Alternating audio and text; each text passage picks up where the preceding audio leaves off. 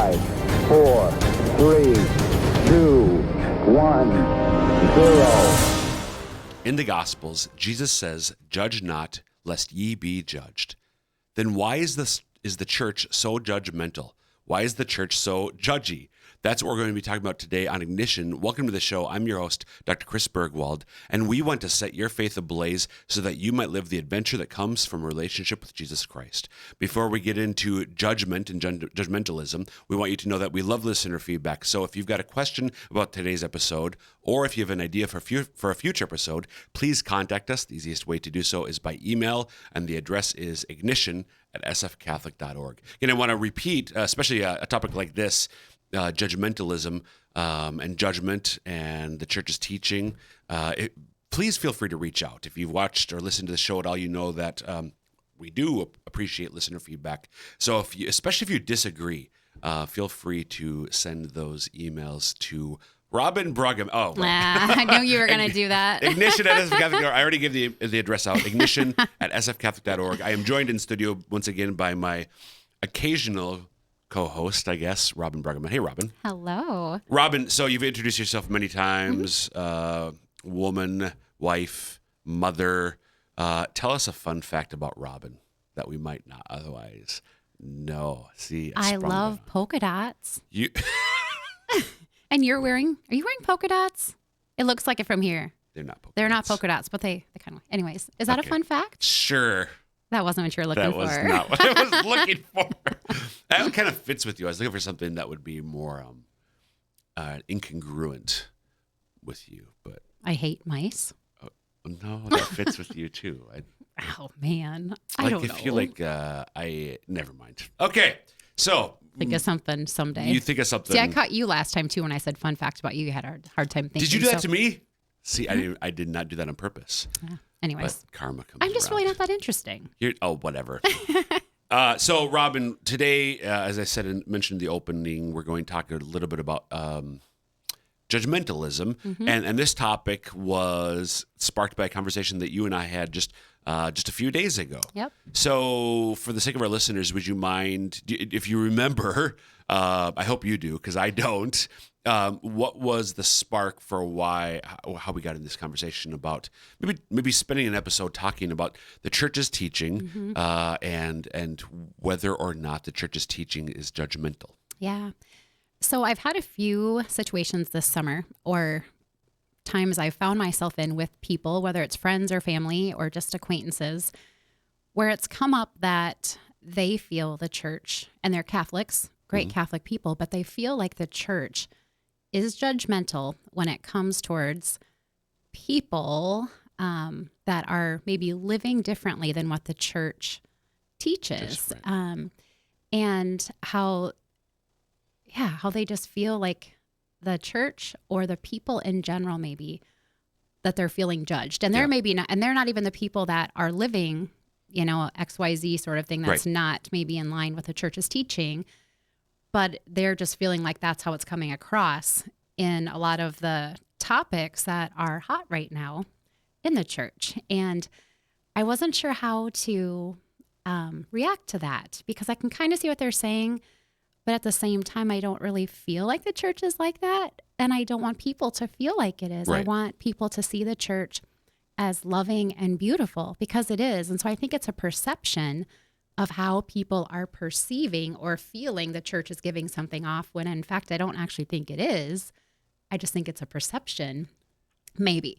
So I brought it to your attention just because it actually more than anything just made me sad when that happened multiple times over the summer, where I just was in a situation where you're just not really sure what to say, because you want to defend the church and you don't want people to have the feeling of whatever the feeling is they think the church is giving off. So I was curious, like, your thoughts on that, because you're so wise and brilliant in what, this is your area of expertise, and I appreciate it so much. Like, what the church teaches, and then how to present that in a way that it's like actually out of love, that the church does take the stand it does on certain topics, but then how we can maybe change that culture to people feeling more that this is all love. Yep. So anyways, that's kind of how we came to this Thanks place. for the reminder. And it is an increasingly common reality that not only people who aren't Catholic, but people who are Catholic do have the sense or even a strong conviction that some of the church's, what is in our culture today at least, more controversial teachings are at least judgmental, and in some cases they beyond bigoted, prejudicial, hateful kind of things. Yeah. So how do we respond to that? And there's a couple of things. So first of all, I as you were talking about this, I remembered an episode way back. It was back from February, actually. It was longer ago than I thought it was. That I recorded on the church's take on LGBTQ issues, which is it's a lot around same-sex attraction and sexual or gender identity. Yes, and your episode on that is so good. Thank you. I would, anybody that's listening now, please listen to it. So that's Go episode back. 496. Yes, it's so good. So good. No matter where you stand on it, or if you just don't even know much about it, just listen, because it's so good. So good. You really did a great job Thank of you. educating. So worth a listen. Thank you. So, and I remember, I feel like I talked a little bit about judgmentalism in that episode, but when you brought this up in this more recent conversation, I think it'd be worth not so much talking about the church's teaching on sexual gender identity issues or same-sex attraction, but more that general sense of the church's teaching is judgmental. So a couple things just to get started. First of all, so you are, so newer listeners may not have, or maybe just haven't heard you on here before. You're an adult convert. So Yes. you came to the church as an adult. Yep. Did you before, because you were a faithful Christian woman before, so follower of Jesus Christ, reader of Scripture, and so on. Did you, from the outside looking in then, as a Christian who was not Catholic, did you see the church as judgmental at all? Yes. Actually, that's funny that you even asked that, because I did. I had not complimentary feelings towards the church in general, Right. unfortunately. Right. Because I was wrongly catechized on the church's real. So you Truth. you had misunderstandings about Yes. what the church teaches or Yes. why Yeah. it teaches it. But then it just had just a general, Right, But right. thanks be to God, I've Obviously that I found the changed. truth, Right, and then right. I've sought. So, the truth of it. yeah. Yeah. So, kind of depending on where we're coming from, that can be the case. There might Yeah. just be a general apprehension or distrust or something of the church. That may not be people who are raised Catholic, but I do think it can also be. Well, I know it can also be coming from that sense of the church is judgmental or whatever, coming from a lack of understanding of either what the church teaches, or maybe even more why the church teaches it. I think that's one thing. Another thing that I did mention to you when we had that sort of preliminary conversation was, I unfortunately, I think the reason that sometimes people feel the church is being judgmental is because members of the church are in fact being judgmental. Yeah. So maybe the church's teachings per se, the doctrine is not as judgmental as we might initially think it is. Right. So I think that's true, and we're going to talk about that. But unfortunately, it is true that there are members of the church who themselves are Catholics who are judgmental about certain issues, whether the hot topic buttons. Yeah. What is we that? Knew. Hot button top. Yeah. The I think hot that's right. button. The hot button topics. Thanks, Casey. It's a tongue twister. Or other issues. I'm having a tough time. This was take 4 before we actually got beyond, I think, second 5 in this episode, but we finally got there.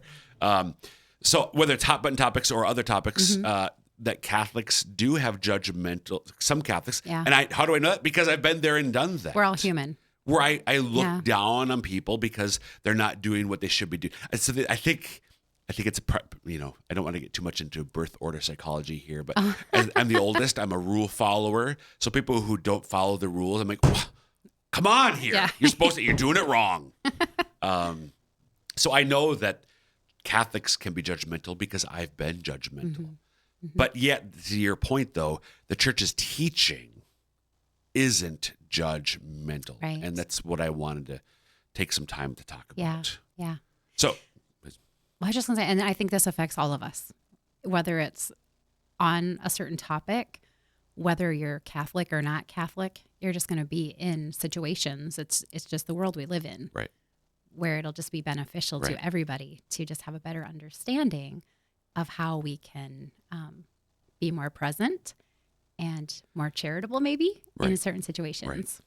So, and I think this is right. Amen. So I think a couple big points one in particular to begin with is that the church definitively teaches, emphatically teaches that God, and therefore people who follow him, so certainly we as Catholics should also love everyone. Yes. Yes. That we're called to love everyone. So that's for some of, well, duh, yeah, Chris, we know that. No, but because everything I'm going to say, people are going to say, well, I thought you said you're supposed to love her. No, we are called to love everyone. The issue or the question, I think, is what does it mean to love somebody?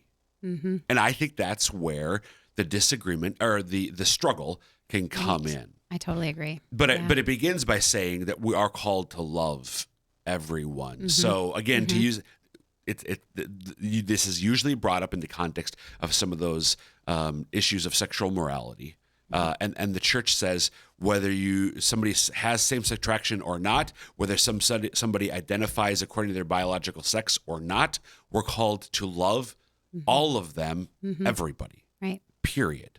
Okay. So any comments on that, Robyn?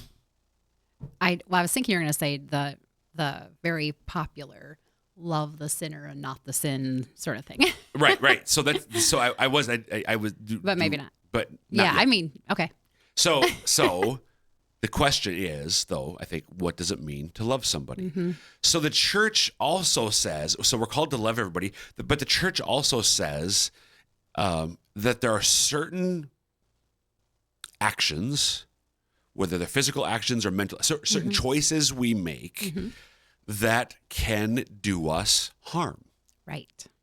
That can do that we can by certain decisions or choices we make, we do ourselves potentially physical harm, emotional or psychological harm, and or spiritual harm.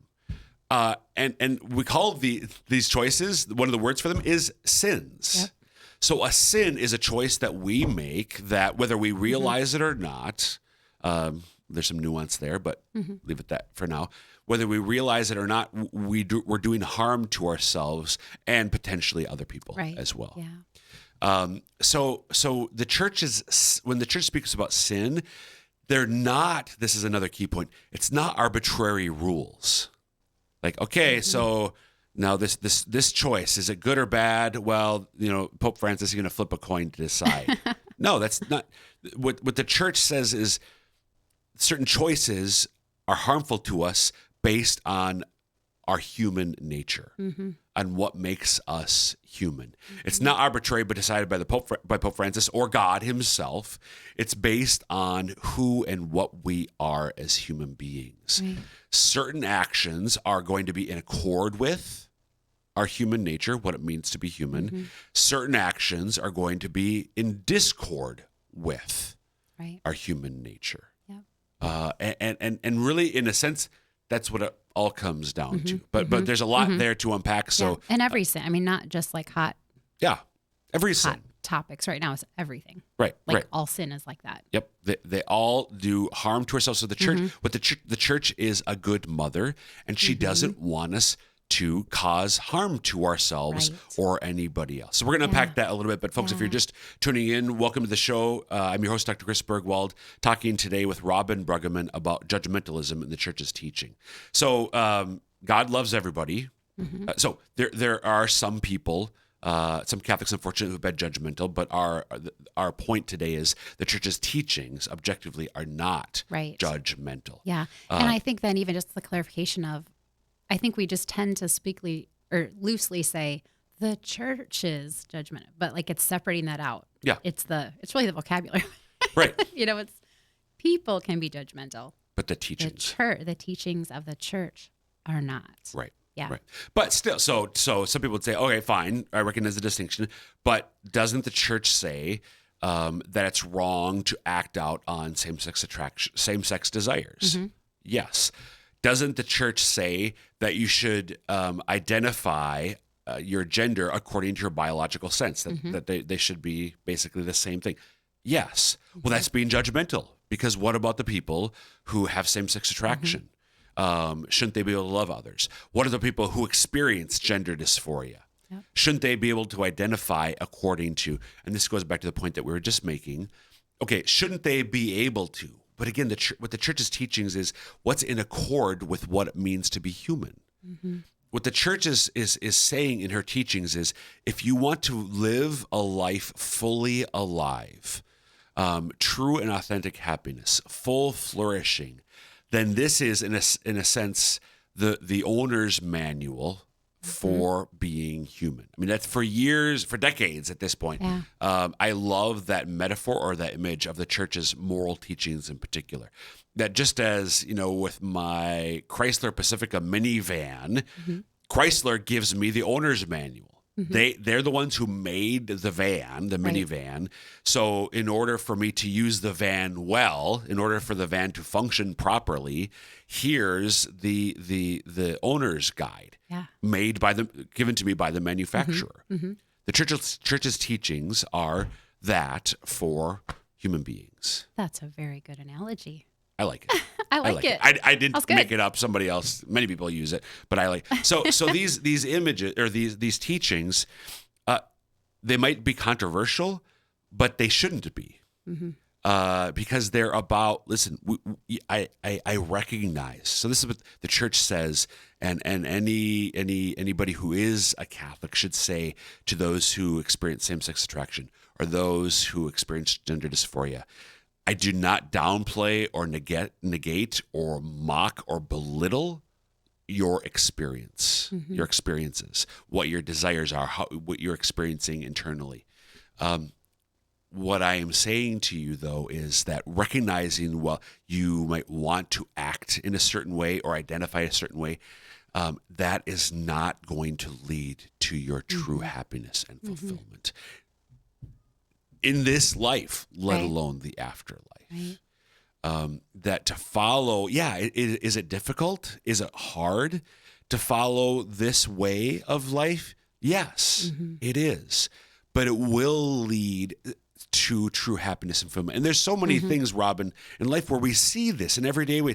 Doing the thing that leads actually to my well-being might be difficult. But I recognize that even though there is pain, there is in fact gain of happiness, of joy. Yeah. That's not really. I mean, no, yes and no. I'm just thinking of just like if you go back and listen to the episode that you mentioned earlier to re-listen to, you talk about other situations or like you talked about like where someone might want to cut off one of their limbs. There's a psychological condition where somebody wants to delimb. They feel like I shouldn't have this limb. Yeah. It's very, very, very, very rare. But it's a real condition. It was such a good comparison where you would still want to tell that person if you had something like that in your life, like, oh no, like we love you. Don't do that. Don't do that. Right. It's so similar. It all comes back to love. And so really, as the people of the church, if we understand and accept and trust the church teachings, then we can, out of love, respond with love for that person to help them in a loving way, to see how, like, if we're like just how we feel then in return, that it's all out of love and extreme care for that person. So it's quite the opposite of judging or thinking less of someone because we're actually having extreme love for that person. Yes. So this is where, and I may have said this back in 496, to love is not to say, you be you. Right. To love is to desire what is best for the other person. Yes. That's true love. It is. It's almost the opposite of love. Let people make this observation. Saints, theologians, scholars of all sorts. the opposite of love is not hate. The opposite of love is indifference. Like, whatever. And to me, that's sort of like the spirit of tolerance, this age of tolerance, which we're is living really in. like, whatever. Totally. In fact, there is some hate in our society for sure, but there's a whole heck of a lot more of indifference. Yes, very much apathy. so. Yeah. Apathy towards other people. Thinking that that's how they should, that's being loving. Right. But it's not. But it's not. It's not. Yeah. Like if somebody is struggling with alcoholism and I'm whatever, you be you, that's not loving them. Right. I think I did bring up these examples. If somebody's struggling with an eating disorder, I don't want to affirm their mistaken self-perception. Right. Because that's going to do them serious harm. Yes. It's not loving to affirm their mistaken self-perception. Yeah, exactly. It and does those are them harm. such good comparisons, because even though they're different, they are the same. It just all comes back to wanting what's best for that person in love. Right. And then understanding what the true love is then. Right. Too, and then that leads back to the church too. Right, exactly. The church is truth and total love. Total love. And I can see what somebody might say, okay, but we know that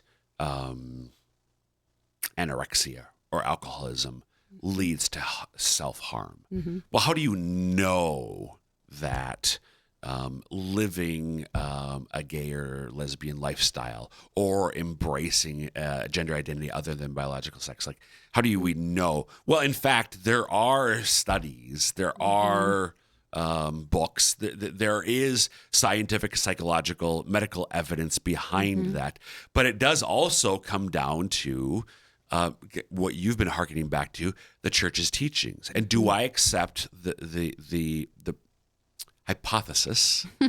Do I accept the hypothesis, the thesis statement, that the church is the means by which Jesus Christ ensures that his teachings continue to be proclaimed throughout history, throughout the world, or not? Right. If the answer to that is no, then that's a different conversation. Right.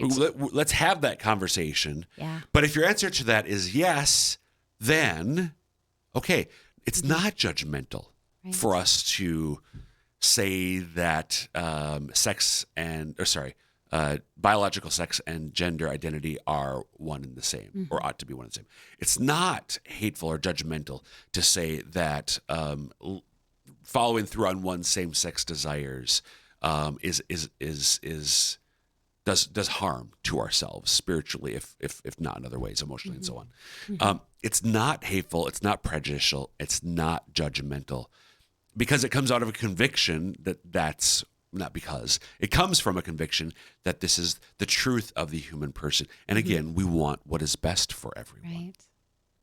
Okay, Yeah. so Renee, you're not Renee. I'm sorry, Robyn. I've done that before. That's okay. You're used to. I'm used to Renee Kranz. Robyn, we've got about 4 or 5 minutes left. Just as you think about some of the conversations you've had, if you're putting yourself in the situation of the other person, the other people that you've been talking with, any sense of what are some of the other questions or disagreements or challenges they might have to what we've been talking about? It's hard to sometimes put yourself in their shoes. Yeah. I think they also, I think another thing that sometimes people are struggling with when a topic like, or a conversation like that comes up, is how it seems like that sort of I'm just going to say sin, is so much like different maybe than another sin, but sin is sin. And so that there seems to be emphasis on the hot button topics. Yeah.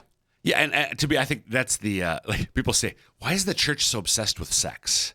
Well, the church is not obsessed with sex. Our culture is obsessed with sex. That's true. And so when the church says, no, like, why are you being? Yeah. Because the church is saying, that's not what's best for you. Right. And on this thing, because our culture is so like, but I want to, when somebody says just quietly but clearly, no, then we're like, oh, you're obsessing. No, we're just not saying you be you. Right. And it's not, I mean, that's not just on questions of transgenderism or gay lesbian issues. I mean, on all the, I mean, sex outside of marriage or adulterous relationships. Right. The church says no, that's not what is best for you. Yeah. And I think it's just hard though to go against because we live in this time in life where when we go against what someone's saying, we're like, no, actually that's not, then we feel like, or, we may be seen as like disagreeing in a wrong way. Right. But that's just the times we live in. I think it comes down to, we live in such an offendable time. Yeah. Everybody's offended. They're looking to be offended. So I think that's a lot of it. If people would just stop being so offendable. And this goes back to the saying that you thought I was going to say much earlier, which I want to bring back now. Loving the sin, but hating the sinner. We as Christians, as Catholics, recognize there's a distinction between who I am and how I act. So it's possible for you to love me and still rebuke me. It's possible for you to want what is best for me and say, and this thing that you're doing is in fact not what is best for you. Yeah. Just like being a parent. Right. It's discipline and it's parent. It's tough love. Right. As the bishop just had his homily on this Sunday as we're recording. Yeah. Right. From tough love. Yeah. It's kind of like that. It's like being a parent has to be. Yeah, I want what is best for you. I want what is best for you, Because and therefore I'm not going to say, "Oh, just whatever you want," because that's not what is best. Right. If I just gave into my every whim and every desire, I would probably be dead by now. Yeah. Not because I've of us. desired horrendous things, but just if I lived that way. Yeah. I mean, just think of one of the things I struggle with is food, loving, whether it's sweet or salty, it doesn't really matter. I like it all, snacks and desserts and everything. I probably would be dead from a heart attack or something by now because of not eating healthy. Yeah. So it applies in so many ways. So many ways. So Self-control. Just I would implore anybody who's listening to look at the church's teachings not as finger wagging, but as holding out. There's a better way. Yes. It's hard, and it might not look initially like that's going to lead to happiness, but in fact it does, because I know people like the one sitting across from me who are living it and experience it. So Robyn, we're out of time for this episode. Thanks for being here today. Thanks. And folks, that will wrap up this episode. Again, if you have questions about this episode, or if you have ideas for future episodes, email us ignition@sfcatholic.org. Until next time, may God bless you.